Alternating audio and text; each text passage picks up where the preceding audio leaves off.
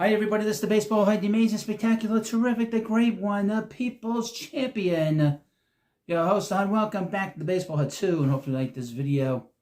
And smash that subscribe. I would mention that the Baseball Head 2 actually has memberships too, and I would hope that somebody will be a member. The primary purpose of being a member on this channel and all the channels is so your host can get a computer that's worthy of you, because I put in a lot of work, but obviously I need to do a better job, and the better job would be to get a better computer where I can edit the videos on the computer, and that's what I'm looking to do. So please become a member, and we'll see how that goes. So thank you.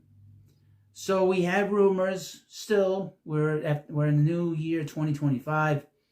A whole bunch of rumors here for you, starting with the New York Yankees. The scorned New York Yankees.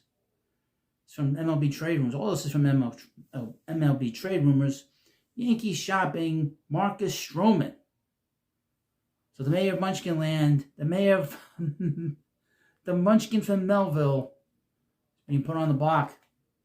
The Yankees' 8-year deal for Max Fried gave them one of the deepest collections of Major League starting pitching in the sport. Fried joined Garrett Cole, Carlos Rondon, Luis Hill, Clark Schmidt, and the mayor of Melville, the Munchkin of Melville, Marcus Stroman, and the since traded Nestor Cortez.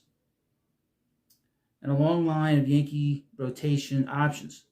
Well, the trade for Cortez is the Brewers loosened that logjam and significantly bolstered the bullpen, bringing Devin Williams in from Milwaukee.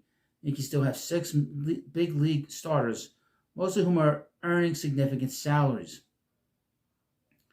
With that in mind, it's not exactly surprising to see Bob Nightingale of USA Today report that the Yankees are actively trying to deal Stroman. Stroman's name has already popped up in trade rumors since the Fried signing. The Yankees pitched a Stroman for Nolan Arenado framework to the Cardinals, which was rebuffed by St. Louis.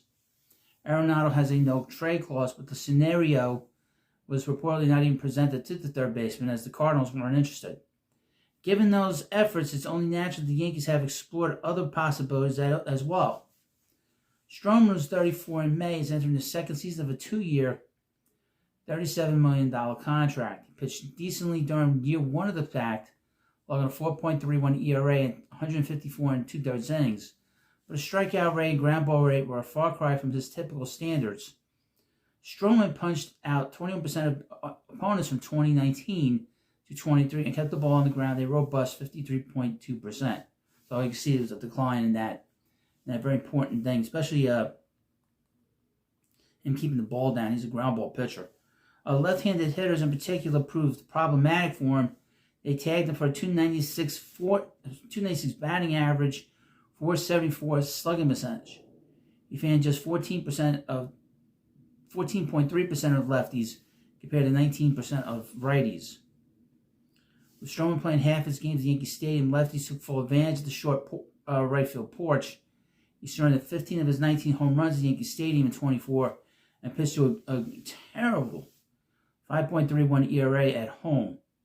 On the flip side, he sported a tiny 3.19 ERA on the season on the road. While the player option surely gives other teams some pause, he's got this option. Stroman's contract itself isn't necessarily all that far underwater. The offseason has already seen 37-year-old Alex Cobb and 41-year-old Charlie Morton command $15 million one-year deals. Cobb's coming after he made only 3 starts in 2024. Frankie Montas landed 2 years and $34 million of an opt-out upon signing with the Mets. The Yankees are unlikely to extract any kind of notable young talent return for Stroman, but swapping him out for another veteran on a contract of some note, or even a portion of the contract, and acquiring some long shot prospect help could still be feasible. Next up, and seems appropriate, the Pittsburgh Pirates. And apparently, according to MLB Trade Rumors, they are interested in Alex Verdugo. It's been a pretty quiet offseason for the Pirates, with the most prominent moves to date, including the acquisition of first baseman Spencer Horwitz in exchange for Luis Ortiz, and the re-signing of franchise icon Andrew McCutchen on another 1-year, $5 million deal.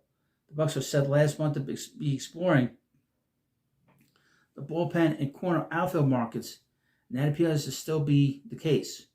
Robert Murray, a fan cited, more specifically reports that Alex Verdugo is one name in whom the Pirates have interest. Verdugo is 29 in May. He's coming off a down season with the Yankees. His lone season in the Bronx, the former second rounder and top prospect, got out to a big start in his lone Yankees season, hitting .275 through the first 140 plate appearances. He tanked thereafter, posting just a .221 batting average over his final 480 trips to the plate. Overall, he finished out the season with .233 batting average, .291 on base percentage, and woeful .356 slugging percentage. Ugly as those numbers were, they stand as something of an anomaly in contrast with the rest of his career. While he's never broken out into stardom, Verdugo was a solid regular in the outfield corners from 2019 to 2023, batting a combined .283 and 2,448 plate appearances with the Dodgers and the Red Sox. That's only about 6% better than league average. But he coupled that production with quality corner outfield grades.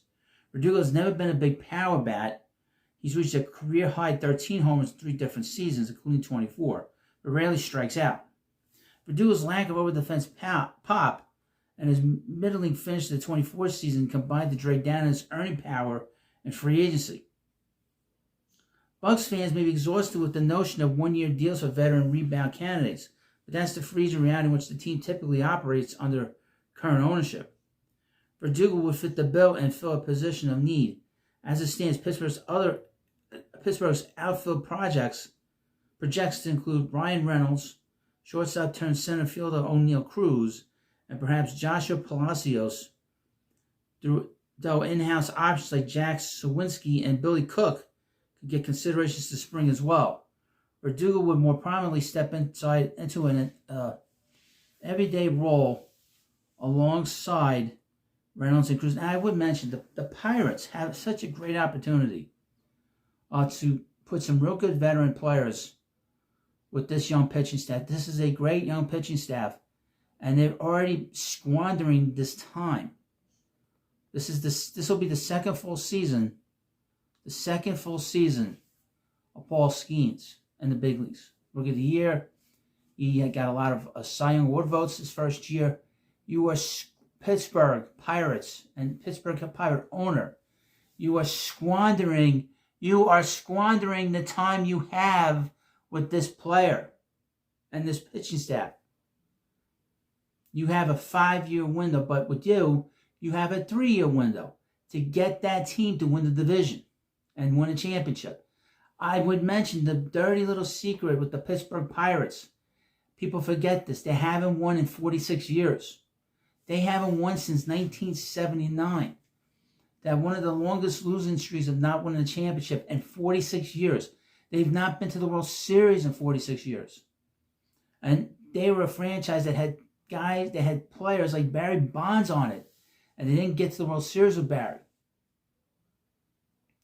So the time is now. Before you know it, Skeens will be traded, or Skeens will be a free agent, and he'll go to some big team down the line, either the Mets, the Dodgers, the Rangers, or the Yankees, and then the Pirates will be like, what happened here?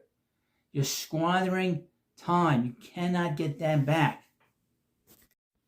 And finally in this video, the Boston Red Sox. Let's see what's going on with the Red Sox.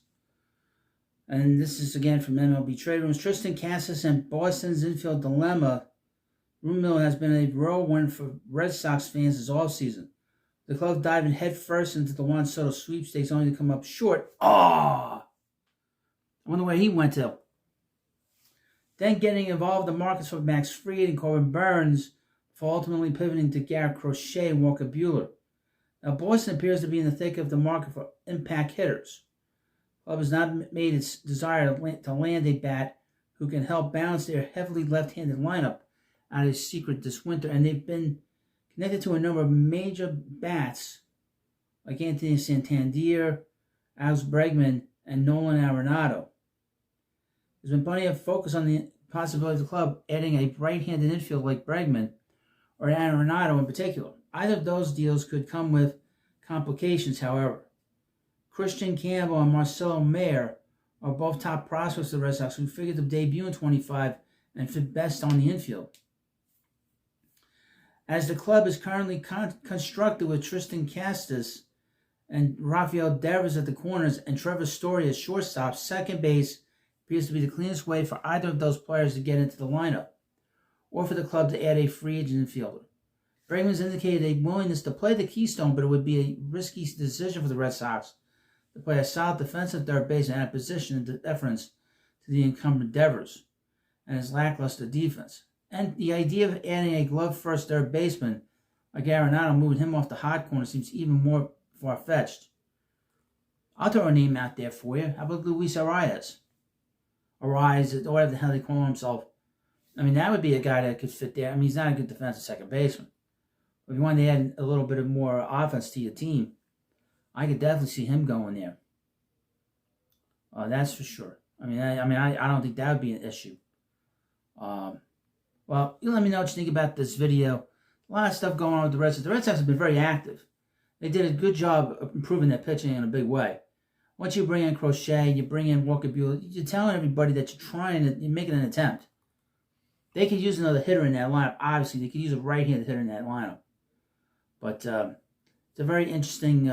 They finished in 4th place. They were way behind everybody else. But they cannot be struggling like they are. They're the Red Sox. Red Sox need to be in the thick of things. They need to be in the top of that division.